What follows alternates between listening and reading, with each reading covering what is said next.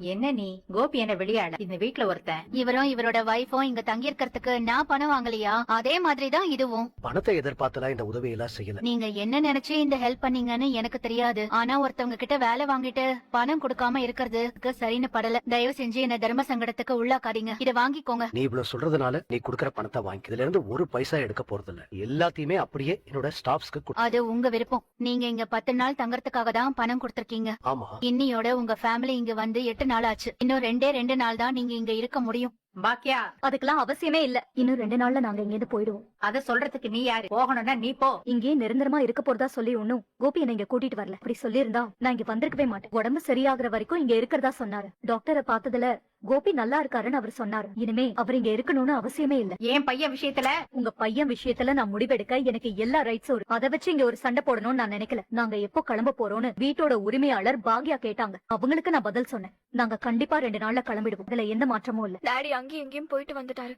ஏன் நம்ம வீட்டுல மட்டும் இப்படி நடக்குது? என் ஃப்ரெண்ட்ஸ் எல்லாருமே அவங்க அப்பா அம்மாவோட ஜாலியா இருக்கு. நான் மட்டும் எப்போ என்ன நடக்கும்னு பயந்துகிட்டே இருக்கணுமா? அவங்க புது வீட்டுக்கு கூட்டிட்டு போயிடுவாங்க. அப்புறம் நான் டாடிய பார்க்கவே முடியாது.